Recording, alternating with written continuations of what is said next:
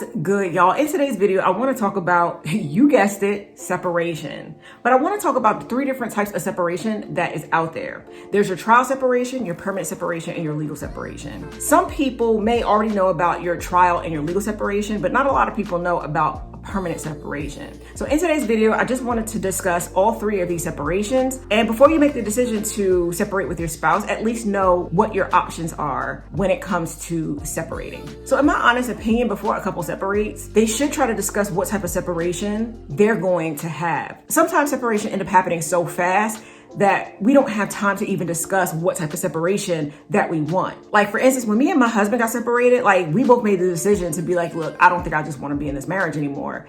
And we just separated. There was no discussion about, did we want a trial separation? Did we want a legal separation? Some of you are not even gonna care what type of separation that you wanna do, because in your eyes, you're like, once we get separated, the marriage is over. And that is not always the case. Just because you guys decide to get separated, that doesn't mean that you're automatically going to get divorced if you wanna save your marriage. Now, if you get separated and you look at it as, my marriage is over, then guess what? Your marriage is going to be over. While you're separated, you have to have faith that your marriage is going to work. And also, you have to work on the things that didn't make your marriage work, and while you guys are now separated. So I know in a lot of my videos, I sound like a broken record, because in all honesty, marriage is not that hard as what people make it to be. If you can be with somebody for years before you get married to them, just because you're now married, things don't need to change. And I think what people do is when they get married,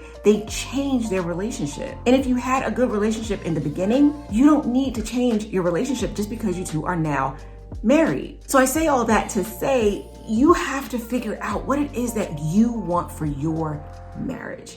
Nobody can tell you how you should be in your marriage. So let me get off of my soapbox for a second here and talk about the reason why you guys came to this video, and that is the 3 types of separation. So the first type of separation that I want to talk about is permanent separation. A lot of people don't do permanent separation anymore. So mostly we all hear about legal separation or trial separation. So permanent separation is when you get separated from your spouse with no intention of reconciling. Now, a lot of people, I hate to say back in the day, but a lot of our older generation used to do this a lot. They would get separated from their spouses, but never divorce them. I know that my grandparents did this, that they got separated. They were separated for a long time, but they never got divorced. They were actually still married to one another. They just lived separate. Another reason why someone may actually choose to do a permanent separation is with a permanent separation, like I said, you're still married. You're just living separately. And you might do this for the sake of kids if you have kids. Or maybe you may want to make sure that your ex gets something if you pass. So there would be reasons why someone would choose a permanent separation, knowing they don't want to be married to the person anymore. But honestly, I don't know that many people that actually choose this option. So like I said before, most people actually heard of a trial or a legal separation. So trial separation, there's no paperwork. Really, in a permanent separation, I really didn't see if there was paperwork. I'm not a lawyer, so I don't know if there's any paperwork involved with a permanent separation. From what I've read, I know from what my grandparents did, they never drew any paperwork. They just lived separately. But they knew that they weren't gonna get back together. But anyway, for a trial separation, it's like a break in the marriage. In a trial separation, some people may end up living apart. Some people may end up trying to do the separation in the same house. So it really depends on where you are in your marriage and what you can do. I think a lot of advice that is put out there, it's really just advice to help you kind of navigate. Even if you go see a counselor, even if you go see a therapist, their job is really to help you navigate. All in all, it's up to you. It's your decision. This is your life.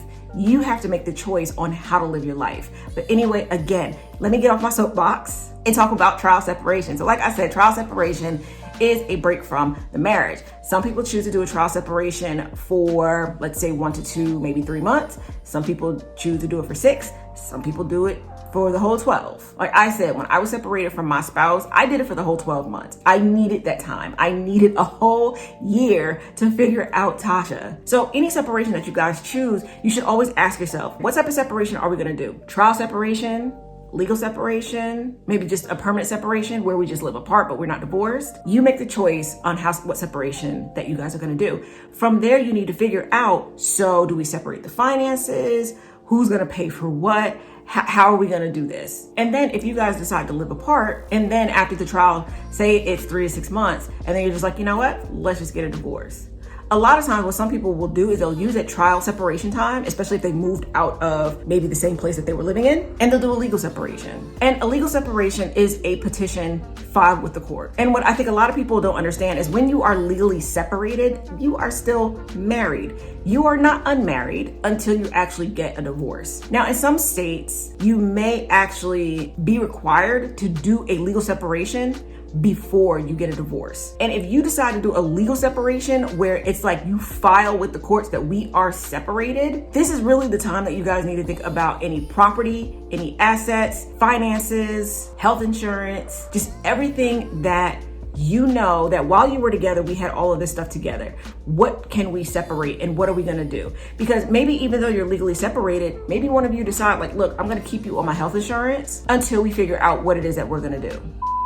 Editing Tasha here. So the one thing that I wanted to talk about with the separation, sometimes people won't file for separation, especially if like they have kids or even if they don't want their spouse to lose like certain benefits, because if you actually file for separation, there's a possibility that your spouse and your children can end up losing certain benefits. Or maybe not your children, but maybe like your spouse. And maybe at this time, you don't want your spouse to actually lose any benefits. So you may not actually file for a legal separation. You might just do a trial just to make sure that your spouse can actually stay on your benefits and they don't actually lose any benefits. So I just wanted to add that in there. When I was editing through the video, it wasn't really clear. So I just wanted to add that. Thanks, guys. Back to the video. So really ask yourself, when you make the decision to separate, what is the purpose of your separation?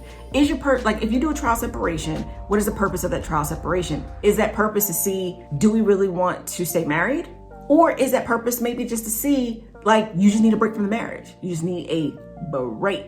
And some of you may even say like, well, if we decide to separate and we separate everything, but then we decide to reconcile, I'm going to tell you guys, it is a lot easier to bring stuff together than it is to separate everything. Now, I'm gonna be honest with you guys. For some of you, separation is going to save your marriage. But for some of you, separation is actually going to be a detriment to your relationship because that space may actually make you or your spouse see that they don't want to be in the marriage anymore. It's a risk that you guys have to be willing to take for you and for your marriage. You have to know what is best for you and your marriage. But don't be scared to separate and think, oh my God, my marriage is over because I'm now got separated. It all depends on you and how you actually handle this separation period in your marriage. It's not the separation really itself that's going to end your marriage. It's how you handle this separation period. So I have some questions for you guys. If you're separated with your spouse right now, I want to ask some questions. Which separation did you guys choose? Are you in a trial? Are you in a permanent?